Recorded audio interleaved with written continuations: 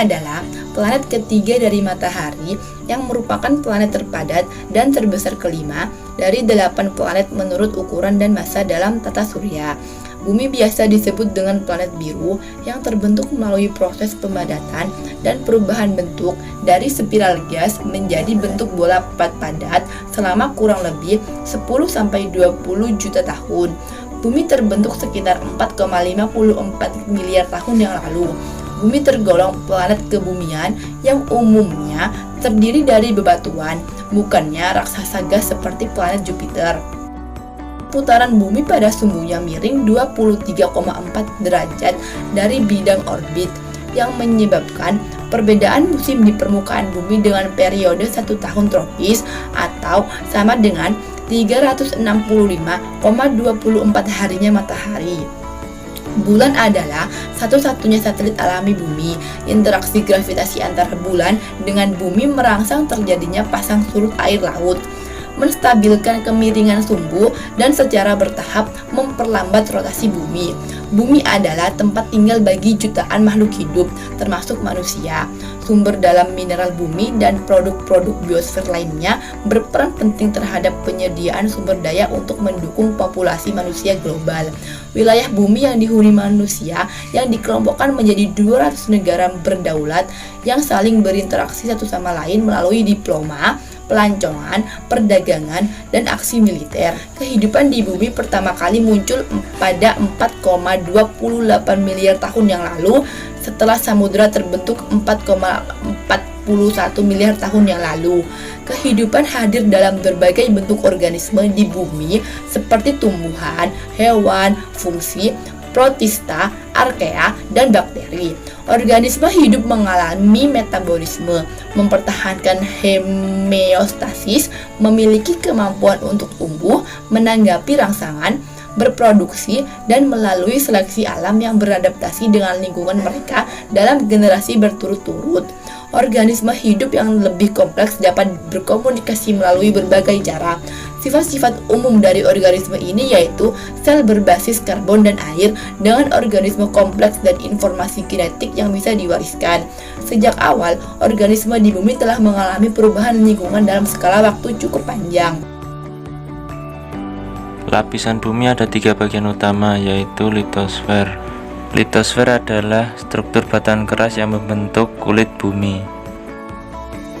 Struktur padat di bumi yaitu meliputi 1. Kerak bumi. Kerak bumi adalah lapisan terluar dari planet bumi. Kerak bumi dibagi menjadi 2 macam, yaitu kerak benua.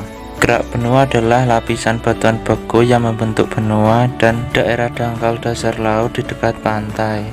Yang kedua yaitu kerak samudra. Kerak samudra adalah bagian dari litosfer bumi yang permukaannya berada di cekungan samudra. Struktur lapisan kedua yaitu mantel bumi.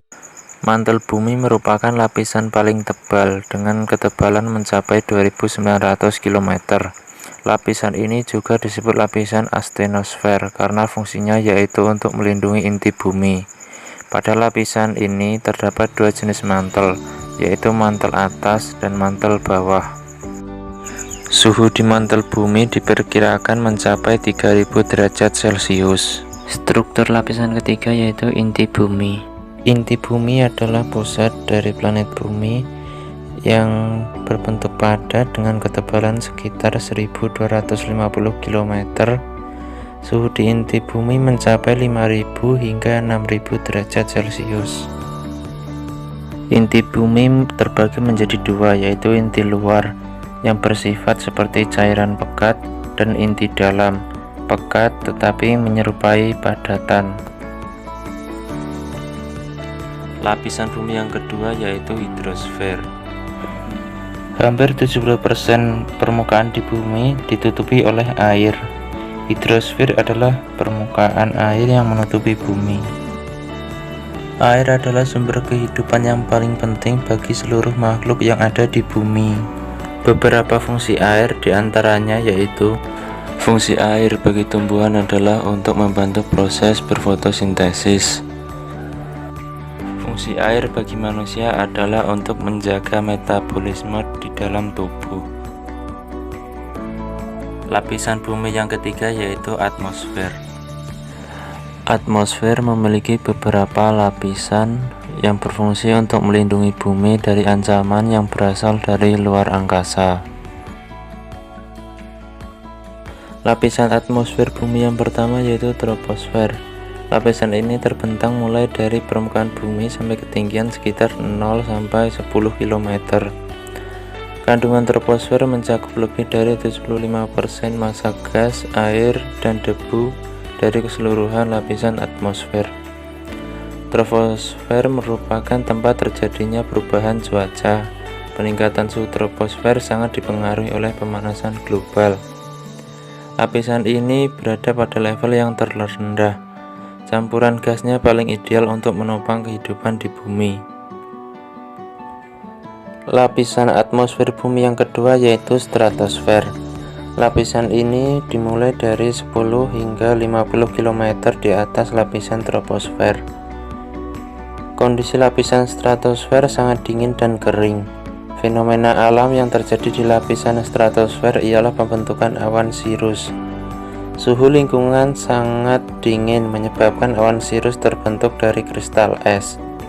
Keberadaan lapisan stratosfer sangat penting karena perannya sebagai tempat pembentukan lapisan ozon. Fungsi dari lapisan ozon ialah menghalangi gelombang ultraviolet dari sinar matahari yang berbahaya agar tidak menembus ke permukaan bumi. Gelombang ultraviolet sangat berbahaya bagi kulit makhluk hidup karena dapat menyebabkan kanker kulit. Mesosfer merupakan lapisan ketiga dari atmosfer. Suhu lingkungan pada lapisan mesosfer dapat mencapai minus 90 derajat Celcius. Pada lapisan mesosfer hanya terdapat sedikit molekul udara. Mesosfer berperan dalam melindungi permukaan bumi dari jatuhnya meteor. Sebelum mencapai lapisan stratosfer dan troposfer, meteor akan habis terbakar di lapisan mesosfer. Lapisan mesosfer memiliki ketinggian 85 km. Termosfer merupakan lapisan keempat dari dalam atmosfer. Suhu lingkungan dari termosfer mencapai 1500 derajat Celcius. Peningkatan suhu bahkan lebih saat matahari sedang aktif membentuk suar. Fenomena alam yang terjadi selama matahari aktif yaitu munculnya aurora yang menerangi langit saat malam hari di lapisan termosfer. Lapisan ini memiliki ketinggian sekitar 500 km. Eksosfer merupakan lapisan tertinggi dari atmosfer. Lokasi lapisan eksosfer sangat jauh dari inti bumi sehingga gaya gravitasi sangat lemah dan kondisi atom dan molekul mudah lepas keluar angkasa. Eksosfer adalah lapisan bumi yang terletak paling luar. Pada lapisan ini terdapat refleksi cahaya matahari yang dipantulkan oleh partikel debu meteoritik. Cahaya matahari yang dipantulkan tersebut juga dikenal sebagai cahaya zodiakal.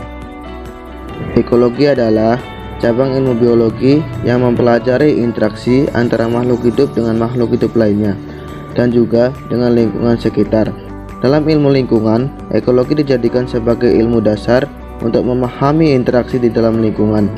Komponen yang terlibat dalam interaksi ini dapat dibagi menjadi dua, yaitu komponen biotik dan abiotik. Sistem ekologi terbentuk dari kesatuan dan interaksi antar komponen, penyusunan ekosistem yang saling berhubungan satu sama lain. Analisis ekologi digunakan oleh manusia untuk menciptakan lingkungan hidup berkelanjutan dengan cara yang dapat dipertanggungjawabkan demi pengamanan dan kelestarian. Selanjutnya, hierarki. Dunia biologis dapat dikelompokkan secara hierarki merupakan subjek yang dipelajari secara perurutan unit terkecil hingga terbesar, yaitu sel, jaringan, organ, organisme, spesies, populasi, komunitas, ekosistem, bioma, dan biosfer. Ekologi juga dapat dibagi menjadi beberapa cabang berdasarkan pengelompokan ini.